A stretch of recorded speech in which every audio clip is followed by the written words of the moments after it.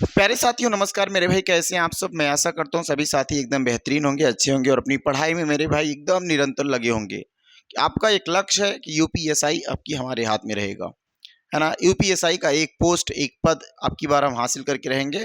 तो मेरे भाई आप उस लक्ष्य से, उस मेहनत से लगे रहिए ताकि अब की बार आपके हाथ में आपका सिलेक्शन हो। तो ध्यान देना, हमने बताया कि एक एक पार्ट, एक एक टॉपिक, एक एक नंबर हमारे लिए बहुमूल्य है। तो आपको इस बहुमूल्य नंबर के लिए मेहनत भी बहुत करनी पड़ेगी और इसलिए आपका एक एक टाइम भी मेरे भाई बहुत ही कीमती है, बहुत ही बहुमूल्य है। तो आज हम लोग स्टार्ट करेंगे। आज हमारी क्लास हो जाएगी क्रिया पे और ये तीसरी कक्षा होगी आपकी क्रिया की। तो जो साथी अभी तक नहीं देखे हैं पिछली दो कक्षाएं, वो बिल्कुल जाके देखेंगे, क्योंकि यहाँ से आप एक बढ़िया सीक्वेंस नहीं बना सकते पढ़ने का। जैसे आप 3 कक्षाओं को कंप्लीट करेंगे तो एक बढ़िया सीक्वेंस आपका बनेगा और बेहतरीन ढंग से आप कंप्लीट करेंगे। तो चलो आ जाओ मेरे भाई। आज हम देखेंगे सबसे पहली इसमें स्लाइड क्या देखेंगे। जैसा कि आपको पता होगा, यदि याद होगा तो आप याद कर पाए होंगे, सर क्रिया के कितने भेद हैं। तो हमने बताया क्रिया, सर क्रिया के यहाँ पे 2 भेद पढ़ाए थे, है ना। मूल रूप रचना के आधार पे तो हमने बताया था भैया 2 भेद, एक सकर्मक क्रिया और एक आकर्मक क्रिया। सकर्मक क्रिया किसे कहते हैं? जिसमें मेरे भाई कर्म पाया जाता हो उसे सकर्मक क्रिया, और जिसमें कर्म ना पाया जाए, कर्म की अनुपस्थिति हो, वहां पे क्या होगा? आकर्मक क्रिया। तो सकर्मक क्रिया में कर्म है, आकर्मक क्रिया में कर्म नहीं है। हमें यह भी बताया था कि भैया कि यदि आपको सकर्मक और अकर्मक पहचानना है तो आपको क्या लगा के प्रश्न करेंगे। यदि जवाब निकल के आता है तो वो सकर्मक क्रिया है, यदि क्या प्रश्न का जवाब नहीं निकलता है तो वो अकर्मक क्रिया है। तो ठीक, हम आगे बढ़ेंगे। आज कल हमने कंप्लीट कर लिया था, उसके कुछ एग्जाम्पल्स देखे थे। आज थोड़ा 2-4 एग्जाम्पल्स और देखेंगे, उसके बाद हम आगे बढ़ेंगे। जैसे देखो मेरे भाई, कुछ उदाहरण देखते हैं आप। जैसे यहाँ पे कुछ एग्जाम्पल्स मैं लेता हूँ आपके सामने। सुरेश ने फल खरीदे, एक एग्जाम्पल्स लिखेंगे आप। सुरेश ने फल खरीदे, लिखते चलेंगे आप। सुरेश ने फल खरीदे। आप सभी साथी जो भी वीडियो को देख रहे हैं, बिल्कुल सभी बताएंगे कि ये एक कर्मक क्रिया है, सॉरी सकर्मक क्रिया है कि आकर्मक क्रिया है। बालक इस पुस्तकालय में पढ़ रहा है। दूसरा सेंटेंस लिखेंगे, बालक इस पुस्तकालय में, बालक इस पुस्तकालय में पढ़ रहा है। इस पुस्तकालय में क्या भैया? पढ़ रहा है। देखो मेरे भाई, एक एक का आपको बताना पड़ेगा कि कौन सा सकर्मक है, कौन सा अकर्मक है। बिल्कुल आप क्या से प्रश्न कर सकते हो। जैसे क्या से प्रश्न करोगे जरूर आंसर निकल के आएगा। मीरा जोर से हंसी। तीसरा, मीरा जोर से हंसी। मीरा कैसे हंसी मेरे भाई? तो मीरा जोर से हंसी। चौथा सेंटेंस लिखेंगे, बालिका निबंध लिख रही है। आप लिख पाएंगे, बालिका निबंध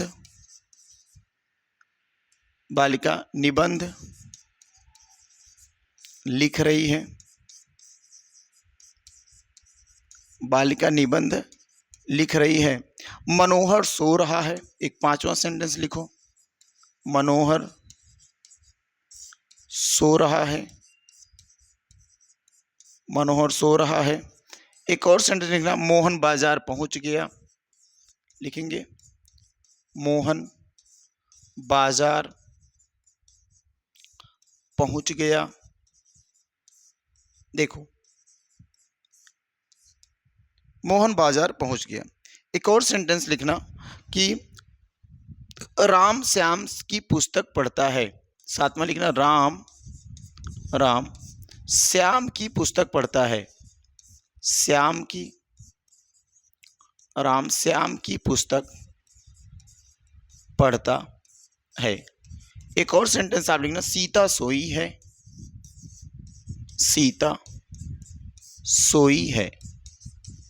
बताओ भाई, अगर हम बोले यहां पे अगर प्रश्न पूछा जाए और प्रश्न पूछ के सबका जवाब दिया जाए, जैसे सुरेश ने फल खरीदे। सुरेश ने क्या खरीदे, तो सुरेश के द्वारा कुछ ना कुछ तो खरीदा जा रहा है। वो फल खरीद सकता है, वो कपड़ा खरीद सकता है, वो दुकान से कुछ और भी ले सकता है, लेकिन जब खरीदने की बात आ रही, सुरेश तो कुछ ना कुछ खरीदा होगा, इस वजह से खरीदने का जवाब निकल आएगा। सुरेश ने क्या खरीदा, तो कुछ तो खरीदा। तो जब भी खरीदने की बात की जाएगी तो भैया यहाँ पे क्या खरीदा, फल। और फल किसका काम कर रहा है मेरे भाई, क्रिया का काम कर रहा है। फल किसका काम किया, पर क्रिया का। और सुरेश क्या बोलोगे सर, खरीदने वाला कौन है, करता है, सुरेश है, कर्ता हो जाएगा। और ये क्या बताओ, ये क्या है, सॉरी क्रिया बोल दिया हमने, ये कर्म है। खरीद, फल क्या है, कर्म है। यहाँ पे फल क्या है मेरे भाई, कर्म है। और खरीदना क्या, क्रिया है। खरीदना क्या है, क्रिया है। तो ये देखो इसमें क्रिया दिख रहा है, और क्रिया दिख जाने की वजह से ये कौन सा हो जाएगा, बोलोगे सर ये सकर्मक क्रिया है। ये कौन सी क्रिया हो जाएगी, तो ये सकर्मक क्रिया है। ये मेरे भाई कौन सी क्रिया होगी, सकर्मक क्रिया। ठीक है, आगे आ जाओ। दूसरा पूछ रहा है, बालक जो है, देखो ध्यान से, बालक इस पुस्तकालय में पढ़ रहा है। बालक क्या कर रहा है, बालक पढ़ रहा है। देखो बालक क्या कर रहा है, तो बोलोगे बालक पढ़ रहा है, कहाँ पढ़ रहा है भैया, पुस्तकालय में पढ़ रहा है। ये भी क्या हो जाएगा, सकर्मक क्रिया होगा। ये भी क्या हो जाएगा, सकर्मक क्रिया। ये भी माई किस में आएगा, ये भी सकर्मक क्रिया का उदाहरण है। मीरा जोर से हंसी, मीरा क्या हंसी, कुछ पता चला क्या हंसी, नहीं, कोई जवाब नहीं निकल गया, तो सर ये आकर्मक क्रिया है। मीरा कैसे हंसी, जोर से हंसी, ये कैसे से नहीं, क्या मीरा क्या हंसी, नहीं पता, अकर्मक क्रिया। मीरा क्या हंसी, नहीं पता। बालिका निबंध लिख रही है, बालिका क्या लिख रही है भैया, कुछ किताब लिख रही है ना, कोई पत्र लिख रही है, निबंध लिख रही है, तो लिखने का काम कुछ तो हो रहा है। तो बोलोगे सर यहाँ पे क्या, सकर्मक क्रिया। यहाँ पे क्या हो जाएगा, सकर्मक क्रिया हो जाएगा। यहाँ पे सकर्मक क्रिया हो जाएगा। बात क्लियर ना, यहाँ पे कौन सी क्रिया हो जाएगी, सकर्मक क्रिया हो जाएगी। लिख लेंगे आप, सकर्मक क्रिया। आगे देखते हैं, अगला सेंटेंस देखो और बताओ। मनोहर सो रहा है, मनोहर क्या सो रहा है, पता है, नहीं, इसका क्या जवाब आएगा, आकर्मक क्रिया। क्या जवाब आएगा भैया, यहाँ पे क्या जवाब आ जाएगा, तो आकर्मक क्रिया हो जाएगा। ठीक है, देखो मोहन बाजार पहुंच गया, मोहन बाजार पहुंच गया, जाने की बात कही है, कहीं पे पहुंचने की बात की है, तो यहां पे भी क्या हो जाए भैया, यहां से पे सकर्मक क्रिया हो जाएगा। लग रहा कर्मक, लेकिन है ये क्या, सकर्मक, याद रखना। अगला है, राम श्याम की पुस्तक पढ़ता है, क्या पढ़ता है, पुस्तक पढ़ता है, यहां पे भी क्या हो जाएगा, सकर्मक क्रिया, सकर्मक क्रिया। ठीक है, और देखो यहाँ पे सीता सोई है, क्या सोई है, कोई जवाब नहीं आया, तो बोलोगे सर ये आकर्मक क्रिया। क्या आएगा, आकर्मक क्रिया। ये कुछ अपने सवाल हो गए, ये कुछ पीछे हमने एग्जांपल्स करवाए, ऐसे आप बहुत ढेर सारे एग्जांपल्स कर सकते हो। ठीक है, जहां पे क्या से प्रश्न करने पे यदि जवाब निकल के आता है तो वो सकर्मक, यदि जवाब नहीं निकल के आता है मेरे भाई तो वो अकर्मक क्रिया के अंतर्गत आता है। जैसे अब देखो ध्यान से पढ़ते हैं हम आगे। भैया एक चीज ध्यान देना कि जो सकर्मक क्रिया होती है उसके कितने भेद होते हैं, तो सकर्मक क्रिया के भेद के बारे में हमें पढ़ना है। सकर्मक क्रिया हमने बताया कि सर सकर्मक क्रिया वे क्रियाएं होती हैं जिसमें कर्म होता है, और कर्म के साथ जिसमें कर्म पाया जाए वो क्या, सकर्मक। तो कर्म के साथ वाली क्रिया सकर्मक है, तो सकर्मक के कितने भेद, बोलोगे सकर्मक क्रिया के दो भेद हैं।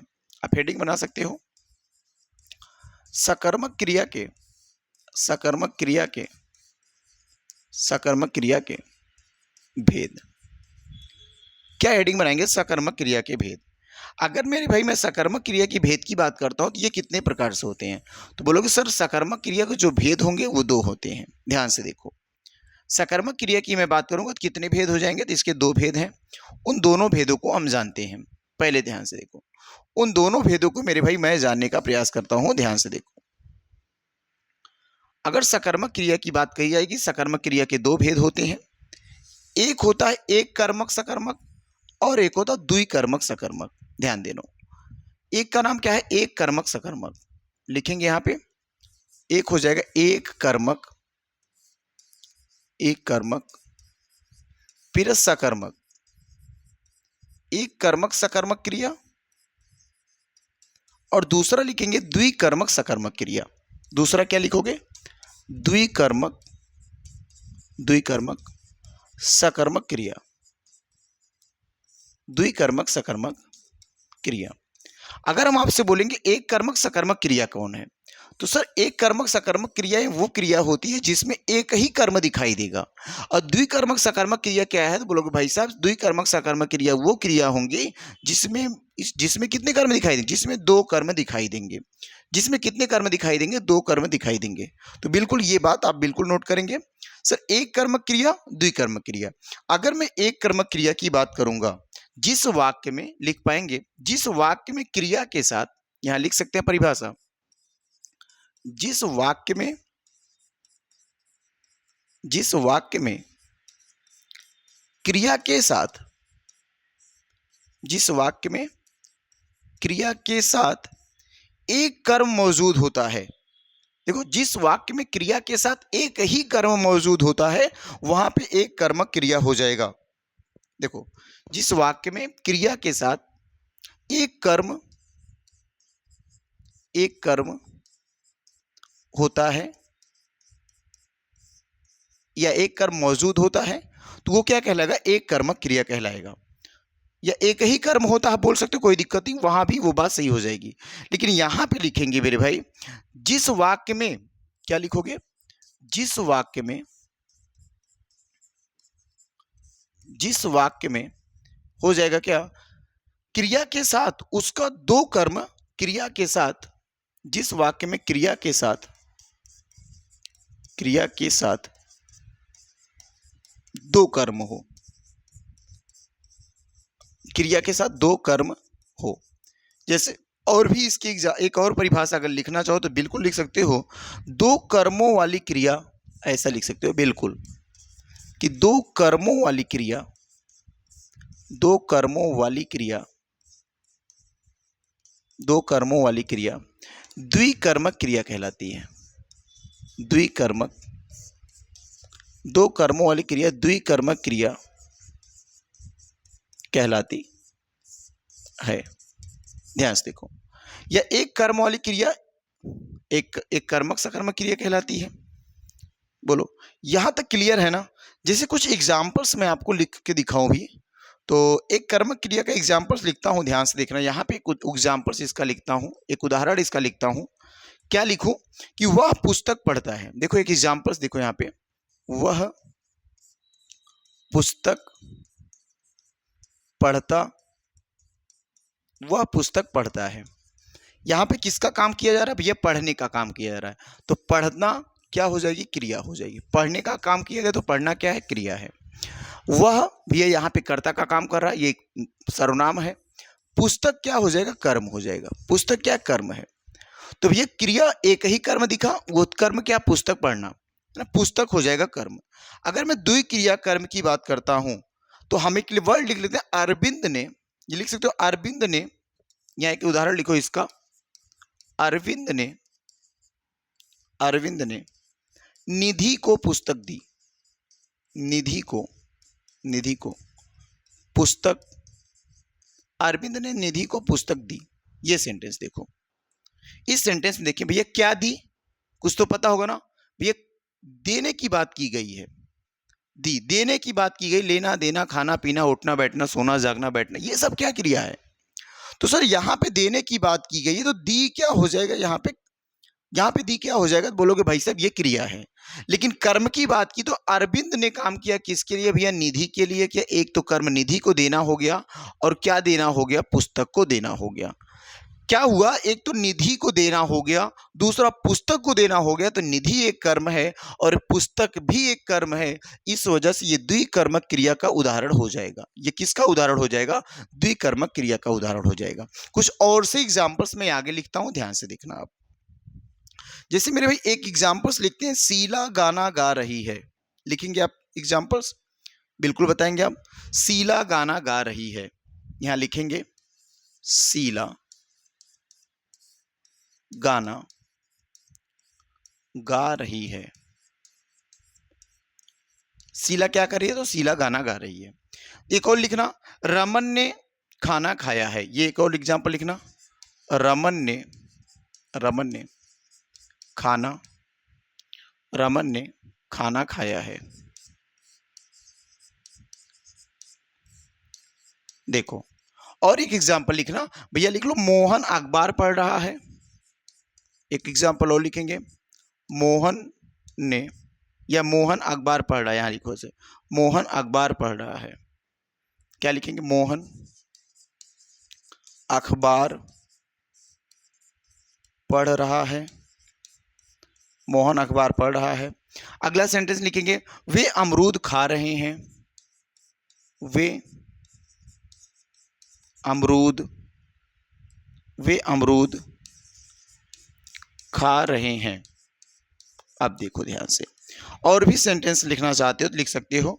संजीव ने मनोज को पैसे दिए, लिखना संजीव ने, संजीव एक अच्छा लड़का है ना, संजीव ने मनोज को, संजीव ने मनोज को पैसे दिए। संजीव ने किसको पैसे दिए, मनोज को पैसे दिए। बोलो, ये देख रहे हो ना कुछ सेंटेंस है। शीला गाना गा रही है, रमन ने खाना खाया, मोहन अखबार पढ़ रहा है, वे अमरूद खा रहे हैं, मोहन ने सोहन को गाड़ी बेच दी। ये भी लिख लो, मोहन ने सोहन को गाड़ी बेच दी। बिल्कुल मेरे भाई, मोहन ने, मोहन ने सोहन को, सोहन को गाड़ी, गाड़ी बेच दी। मोहन ने सोहन को गाड़ी बेच दी। एक सेंटेंस लिखना आगे कि राम ने सीता को किताब दी। एक और लिखना, राम ने, राम ने सीता को, राम ने सीता को किताब दी। एक और सेंटेंस लिखना मेरे भाई, लिखना कि मैंने निधि को किताब दी। लिखना, मैंने निधि को किताब दी।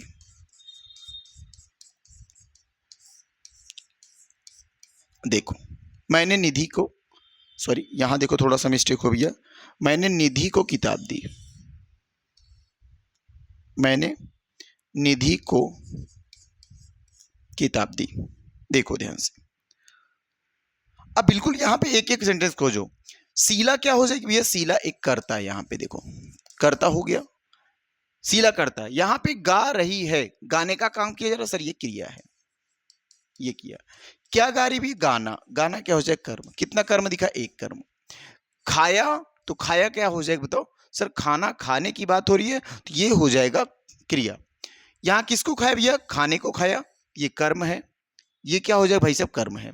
और इसकी रमन क्या, रमन करता है, रमन क्या मेरे भाई, करता है। बिल्कुल आप सभी साथी बिल्कुल बता सकते हैं सर, यहां पे जो हमने इस कलर से बनाया, ये कलर क्या होगा, ये सर कर्म है। ठीक, जो करता है वो देखो किस कलर से रख रहा हूं, ग्रीन से, ये ग्रीन कलर से मैं करता रख दिया, करता। तो मोहन भी करता, यहां पे वे हो जाएगा। ठीक ना, ध्यान से समझो। अब आगे क्या करना सर, क्रिया कर्म दिखाओ। अखबार कर्म है, अमरूद का कर्म है। और यहां पे देखो क्या हो जाएगा, अगर मैं क्रिया की बात करूंगा सर, पढ़ रहा है, खा रहा है, तो कितने कर्म सर में, इसमें भी एक कर्म, इसमें एक भी कर्म, इसमें भी एक कर्म, इसमें एक भी कर्म। तो ये सब किसके उदाहरण हो जाएंगे, तो ये सब हो जाएंगे एक कर्मक क्रिया के उदाहरण, एक कर्मक क्रिया के उदाहरण, एक कर्मक क्रिया के उदाहरण हो गए। ये देखो एक कर्मक क्रिया के उदाहरण ये सब हैं। अगर मैं द्विकर्मक की बात कर रहा हूं तो बिल्कुल इसमें भी आप खोजेंगे, सेम प्रोसेस वही करेंगे। सर पैसे दिए, देने का काम किया गया, क्रिया। सर बेचने का काम किया गया, क्रिया। दी, देने का काम सर, क्रिया। यहां भी देने का काम, क्रिया। ठीक ना, कर्ता खोज लो, कर्ता कौन कौन से हैं, तो बोलोगे सर कर्ता यहाँ पे संजीव का है, कर्ता यहाँ पे मोहन है, राम है, और मैंने भी, है ना। यहां से आप लगा सकते हो। आगे आओगे भैया, इसमें क्या बोल के रखा है, इसमें बोल के रखा है सर कर्म। तो यहाँ पे देखो कितने कर्म सर, एक तो पैसा दिया है, और किसको दिया है, मनोज को दिया है। तो एक तो मनोज को देने का काम किया गया, और दूसरा क्या भैया, एक मनोज को दिया और दूसरा मनोज को क्या दिया, पैसा दिया। तो एक तो मनोज कर्म है, दूसरा पैसा कर्म है। भैया सोहन, सोहन को बेची, क्या बेची, गाड़ी बेची। सोहन को बेची और क्या बेड़ी, मतलब क्या बेची, तो गाड़ी बेची। तो बेचने का काम सोहन को किया गया, और किसको बेचने का काम किया, गाड़ी। तो दो कर्म है। सीता को किताब दी, सीता को दी और क्या दी, किताब दी। तो यहाँ भी देखो हो जाएगा।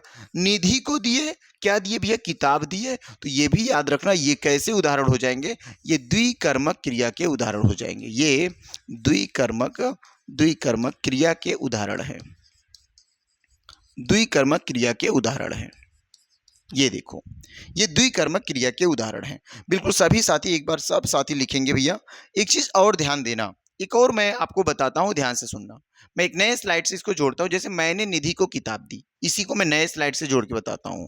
मैंने निधि को किताब दी, क्या लिखा मेरे भाई, मैंने निधि को किताब दी। देखना, मैंने निधि को किताब दी। देखो ध्यान से, अगर मैंने निधि को किताब दी तो इसमें देखो सेंटेंस देखना ध्यान से।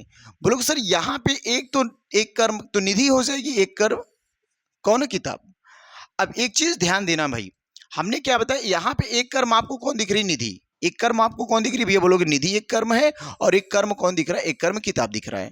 तो ध्यान से देखो, क्या ऐसे कुछ है ना, निधि क्या एक सजीव प्राणी है कि नहीं है। बोलोगे हाँ भैया, निधि एक नाम है, एक लड़की का नाम है, एक महिला का नाम हो सकता है। तो निधि एक नाम है, तो इससे क्या पता चलता है भैया, ये सजीव है, ये सजीव प्राणी है, ये सजीव है। ठीक है। अगर हम यहां पे बोले किताब बताओ क्या, तो बोलोगे सर किताब एक निर्जीव वर्ड है। किताब एक कैसा वर्ड है, तो साथी बोलेंगे आप, किताब एक निर्जीव वर्ड है। अब यहां पीछे सेंटेंस देखो, जितने भी सेंटेंस हमने पढ़े, सर मनोज एक सजीव है, पैसा क्या निर्जीव है, सोहन एक सजीव है, गाड़ी मेरे भाई निर्जीव है, सीता एक सजीव है, किताब निर्जीव है। वैसे निधि मेरे भाई कैसी है, सजीव है, और किताब निर्जीव है। इससे ये समझना चाहिए आपको कि सर जितने भी सेंटेंस मिलेंगे आपको, जितने भी मेरे भाई सेंटेंस दिखाई देंगे, अगर वो द्विकर्मक सकर्मक क्रिया के सेंटेंस हैं, अगर वे दो कर्मक सकर्मक क्रिया के सेंटेंस हैं, दो कर्मक सकर्मक क्रिया के उदाहरण हैं, तो उस उदाहरण में आपको एक तो निर्जीव दिखेगा और दूसरा कैसा होगा, सजीव दिखेगा। तो याद रखना, एक तो सजीव और एक निर्जीव, दोनों निर्जीव ना रखना, ना दोनों सजीव रखना। तो हमेशा याद रखना, एक निर्जीव और एक सजीव जब भी दिखेगा तो वहां पे द्विकर्मक क्रिया का उदाहरण हो जाएगा, वहां पे द्विकर्मक क्रिया का उदाहरण हो जाएगा मेरे भाई। ध्यान से देखना, ये बात आप समझ पाए होंगे कि सर सजीव और निर्जीव की बात कर ली, और सजीव और निर्जीव की जो बात हमने की, ध्यान से देखो मेरे भाई, इसको कैसे हम आगे एक्सप्लेन करते हैं। आगे अगर हम इसकी बात करें, जो सजीव कर्म और एक कैसा है निर्जीव कर्म, कर्म दो हैं, और दोनों कर्म में कौन कौन सा कर्म मिला, एक तो मेरे भाई आपको मिल गया सजीव कर्म, एक आपको मिल गया सजीव कर्म, और एक आपको और क्या मिल गया, बोलोगे भाई साहब, और एक कर्म मिला मुझे निर्जीव कर्म। क्या मिल जाएगा, निर्जीव कर्म मिल जाएगा। बिल्कुल ध्यान से देखना, एक आपके पास हो जाएगा सजीव कर्म और एक हो जाएगा मेरे भाई निर्जीव कर्म। सजीव कर्म और कौन सा, निर्जीव कर्म। अब ध्यान से देखना कि सजीव कर्म को और भी क्या कह सकते हैं, तो बोलेंगे भाई सर जो सजीव कर्म होते हैं उसे अप्रत्यक्ष कर्म या गौण कर्म भी कहते हैं। इसे अगर बात हम करें, इसे अप्रत्यक्ष कर, इसे अप्रत्यक्ष कर, इसे अप्रत्यक्ष कर्म, कर नहीं भैया, अप्रत्यक्ष कर्म या गौण कर्म, गौण क्या लिखेंगे, गौण या गौण कर्म भी कहते हैं। अप्रत्यक्ष कर्म या गौण कर्म भी कहते हैं। अर्थात जो सजीव कर्म है उसे हम क्या कहेंगे, गौण कर्म कहेंगे, या मेरे भैया कैसा कर्म कहेंगे, बोलोगे अप्रत्यक्ष कर कहेंगे। दूसरी बात लिखना, इसमें कौन और किसको, क्या लगा, कौन या फिर क्या लगा, किसको, कौन और किसको लगाकर, अगर हम कौन और किसको लगाकर खोजते हैं तो सजीव कर्म निकल के आएगा। अगर कौन और किसको लगाया और कर्म निकल के आया तो वो कौन सा होगा, सजीव कर्म। कौन और किसको लगाकर सजीव कर्म को ढूंढा जाता है, कौन या किसको लगाकर सजीव कर्म को ढूंढा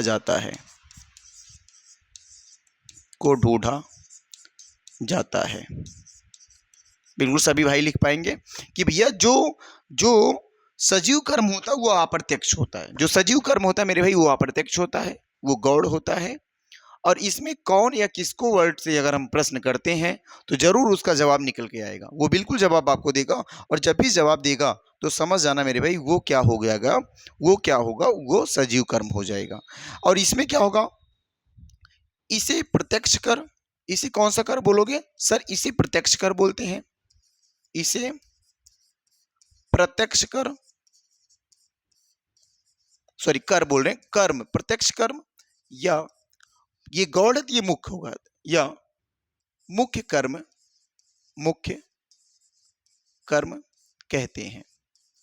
इसे सजीव निर्जीव कर्म को क्या कहोगे? निर्जीव कर्म को प्रत्यक्ष कर्म, निर्जीव कर्म को प्रत्यक्ष कर्म या मुख्य कर्म कहते हैं। आगे लिखेंगे, इसमें क्या लगाकर निर्जीव को ढूंढा जाता है? इसमें क्या लगाकर, इसमें क्या लगाकर, क्या लगाकर, क्या लगाकर, क्या लगाकर निर्जीव कर्म ढूंढा जाता है? क्या लगाकर निर्जीव कर्म को ढूंढा जाता है? निर्जीव कर्म को ढूंढा जाता है। अब ध्यान से देखो, यहां पे देखो ध्यान से, एक चीज और खास बात याद रखना, इतनी बात याद हो जानी चाहिए। एक और बात आपको याद रखनी चाहिए मेरे भाई, कि अगर कारक की बात करेंगे, अगर कोई एक सेंटेंस है, कोई एक वाक्य है, उस वाक्य में आप 8 कारक देख सकते हो, लेकिन किसी एक कर्म, है ना, किसी एक कर्म की बात करेंगे या किसी एक शब्द में 2 कारक कभी नहीं हो सकते। कोई एक शब्द लिख दिया जाए और उसी शब्द में 2 कारक दिखे, ये असत्य है। कि याद रखना, किसी भी एक शब्द में 2 कारक नहीं हो सकते। लेकिन यदि कोई वाक्य है तो उस वाक्य में 8 कर्म आप 8 कारक देख सकते हो। 8 कारक हम किसी एक वाक्य में देख सकते हैं, लेकिन एक शब्द में हम 2 कारक नहीं देख सकते। इस एक पॉइंट बना लेंगे, नोट पॉइंट। इस नोट पॉइंट के अंतर्गत आप बिल्कुल मेरे साथ ही लिखेंगे, आप एक नोट पॉइंट बनाएंगे। नोट पॉइंट में लिखेंगे आप, क्या लिखेंगे साथी? लिखेंगे, एक वाक्य में 8 कारक हो सकते हैं। किसी एक वाक्य में, किसी एक वाक्य में, वाक्य में 8 कारक हो सकते हैं। किसी एक वाक्य में 8 कारक हो सकते हैं, जबकि लेकिन एक शब्द में, या लिखो लेकिन एक शब्द में, लेकिन एक शब्द में शब्द में 2 कारक, लेकिन एक शब्द में 2 कारक कभी नहीं हो सकते हैं, कभी नहीं हो सकते हैं, कभी नहीं हो सकते हैं।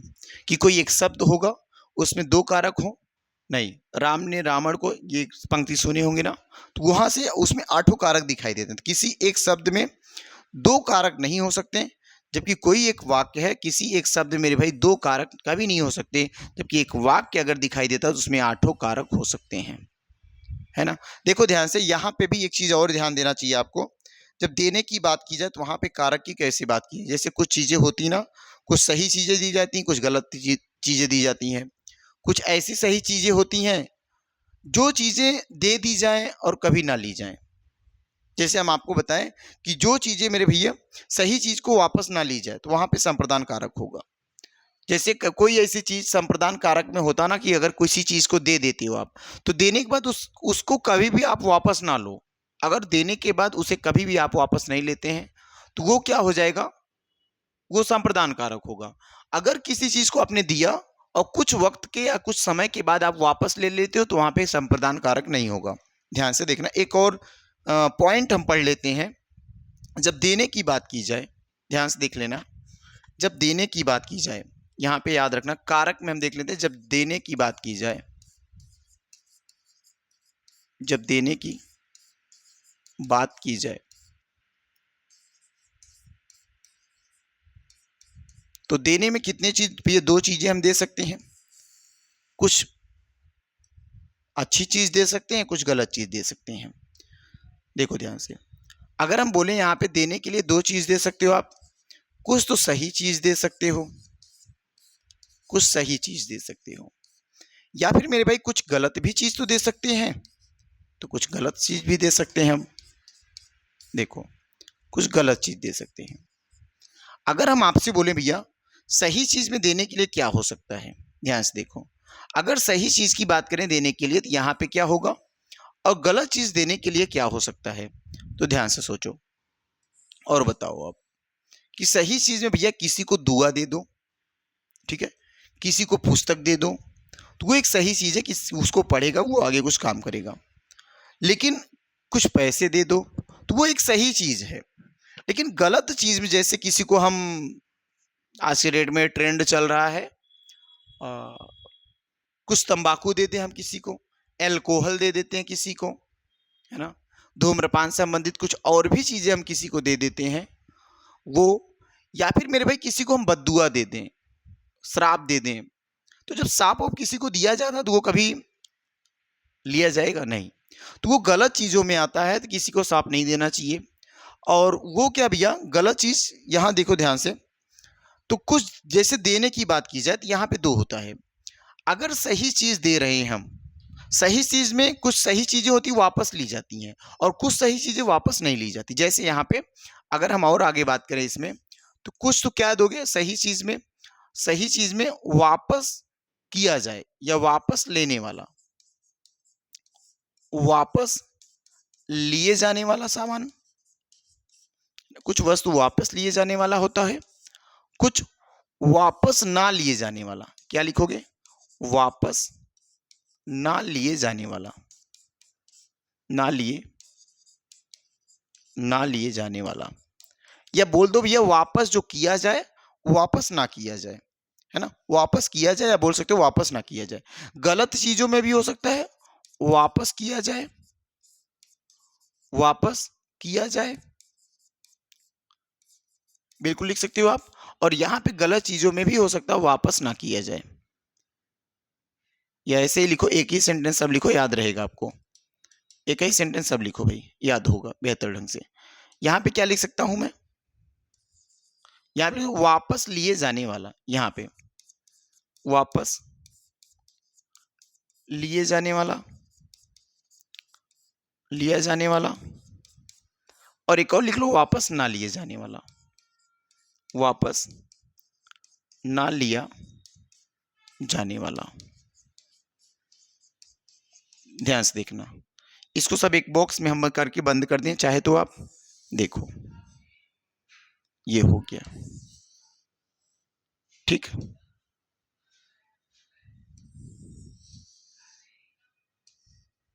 ये देखो मेरे भाई हो गया,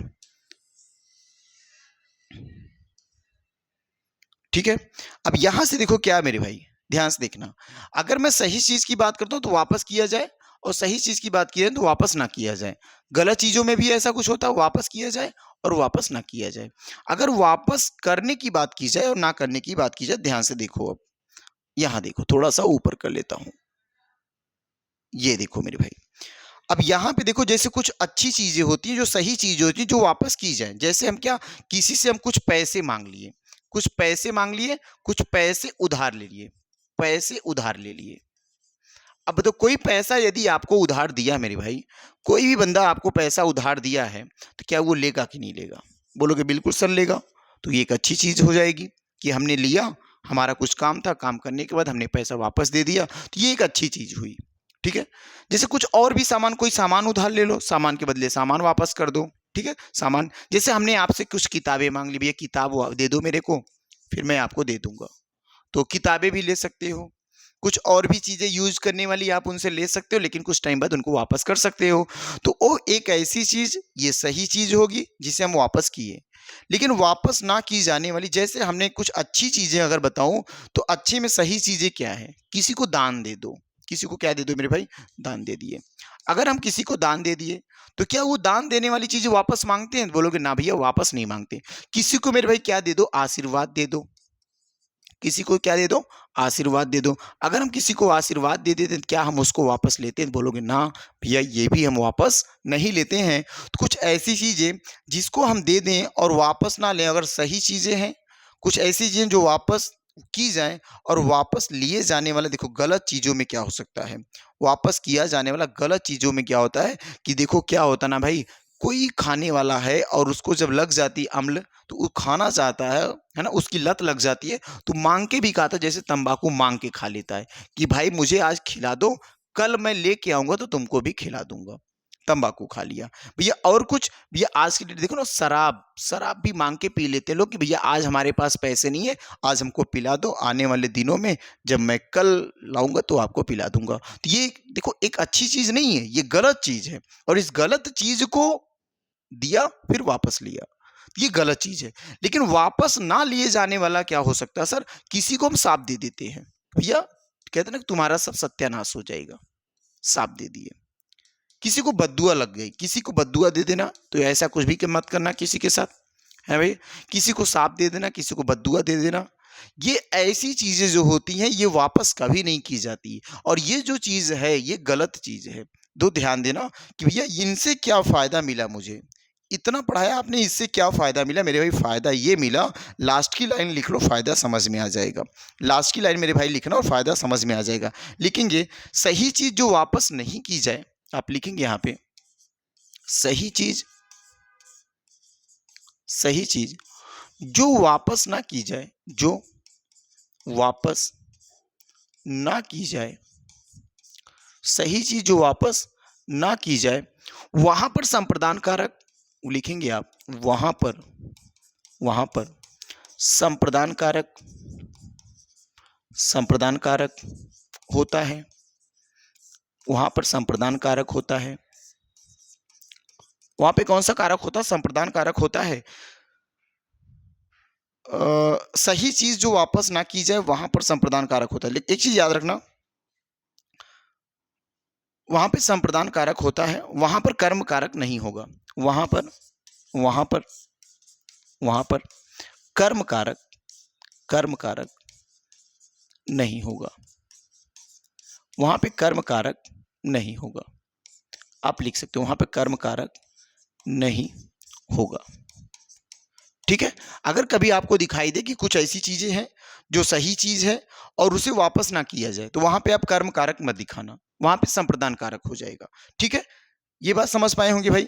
एक और लाइन लिखना कि लेकिन अन्य तीनों जो कर्म, अन्य जो तीनों हैं, लेकिन अन्य तीनों में, लेकिन अन्य तीनों में, लेकिन अन्य तीनों में, तीनों में कर्म कारक, कर्म कारक होता है, कर्म कारक होता है, लेकिन अन्य तीनों में कर्म कारक होता है। तो देखो ध्यान से, ये चीज आप समझ पाओगे कि भैया अगर कोई अच्छी चीज है, कोई सही चीज है जिसको दिया जाए और वापस ना लिया जाए, वहां पे क्या होगा? कोई भी जो चीज सही चीज हो जो वापस ना किया जाए, वहां पे संप्रदान कारक होगा। वहां पे क्या होगा? संप्रदान कारक होगा, वहां पे कर्म कारक नहीं होगा। लेकिन वापस देखो, ये जो होगा ये संप्रदान, लेकिन यहां भैया वापस लिया जाए, वापस लिया जाए, वापस लिया जाए, तो ये कर्म कारक होगा। जैसे संप्रदान कारक में एक उदाहरण लिख लेते हैं, लगेगा कर्म कारक लेकिन है संप्रदान कारक। हरीश ने धोबी को कपड़े दिए। देखो दो चीजें लिख लेते हैं। राजा ने गरीब को दान दिए, राजा ने गरीब को, गरीब को, गरीब को दान दिए, राजा ने गरीब को दान दिए। हरीश ने या मोहन ने धोबी को कपड़े दिए, मोहन ने धोबी को, धोबी को कपड़े दिए,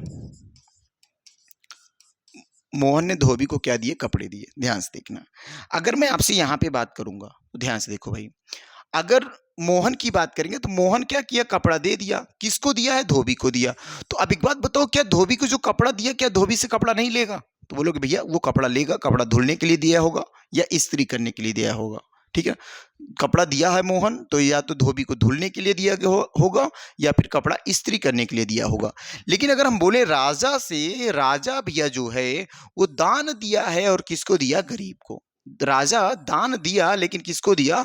गरीब को। क्या राजा सही काम किया कि नहीं किया? बोलोगे सही काम किया।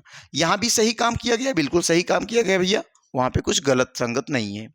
ठीक है, तो अगर राजा ने सही काम किया तो क्या गरीब से जो दान दिए हैं गरीब को, क्या वापस लेंगे? बोलोगे ना भैया, गरीब से कभी भी वापस पैसा नहीं लेगा या वापस दान की चीजें नहीं लिया जाएगा। तो यहाँ पे कौन सा कारक हो जाएगा? यहाँ पे संप्रदान कारक हो जाएगा। यहाँ पे कौन सा कारक होगा? यहाँ पे संप्रदान कारक होगा, जबकि ये क्या हो जाएगा मेरे भाई? कर्म हो जाएगा, ये कर्म कारक होगा। ठीक है मेरे भाई, यहां तक हो गया क्लास हमारी। अब आगे हम जो पढ़ेंगे एक नए टॉपिक को पढ़ेंगे, संरचना, या एक नई टॉपिक पढ़ेंगे, संरचना या प्रयोग के आधार पे। संरचना या प्रयोग के आधार पर, प्रयोग के आधार पर क्रिया के भेद। प्रयोग, संरचना या प्रयोग के आधार पर क्रिया का भेद। और आपको पता, प्रयोग, संरचना या प्रयोग के आधार पर क्रिया के कितने भेद होते हैं? तो 5 भेद होते हैं, है ना। पूर्वकालिक क्रिया, प्रेरणार्थक क्रिया, नाम धातु क्रिया, कृदंत क्रिया और संयुक्त क्रिया।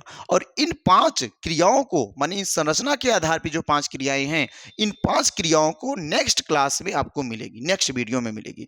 तो मेरे साथी, जो साथी मेरे साथ पहली बार जुड़े हुए हैं मेरे भाई, वो बिल्कुल देखो ध्यान से, कोई भी काम एक दिन में नहीं संभव है। कहते हैं कि एक अकेला चना भार नहीं फोड़ सकता, लेकिन एक अकेला चना आंख जरूर फोड़ देगा मेरे भाई। तो इस चीज को याद रखना कि किसी एक दिन में हम सोचे कि पूरा पॉसिबल कर लें, तो नहीं हो सकता।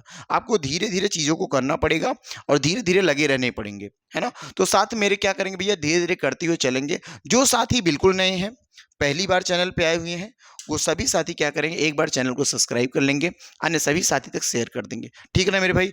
आपके पास जो भी सोशल मीडिया है, कोई भी सोशल मीडिया है, आप मेरे भाई एक बार सपोर्ट से एक बार चीजों को भेजिए आगे। ठीक है, जैसी भी क्लास लगती है आपको कराऊंगा। अगर आप चाहेंगे जैसे ये सिलेबस कंप्लीट, मतलब ये वाला टॉपिक कंप्लीट होगा, सेम इसी टॉपिक के लगभग मेरे भाई यूपीएसआई के पूरे 100 क्वेश्चंस कहोगे तो लगा दूंगा, 1 या 2 क्लास में उसको भी मैं कंप्लीट करवा दूंगा। और साथ साथ अगर आप चाहते हैं इसका पूरी तरीके से ऐसे हैंड राइटिंग नोट्स, तो मेरे साथ बिल्कुल यूट्यूब पे लिंक इसका पड़ा हुआ है। नहीं तो Hindi by Raj sir, YouTube पे तो आप जान ही रहे हैं, Hindi by Raj sir Telegram पे जाएंगे तो वहाँ बिल्कुल आप मिलेगा, या राज सर ऑफिशियल से मिल जाएगा। आप वहाँ से इसके सभी नोट्स, सभी पीडीएफ आप बिल्कुल ले सकते हैं। तो सभी साथी धन्यवाद, जय हिंद मेरे भाई।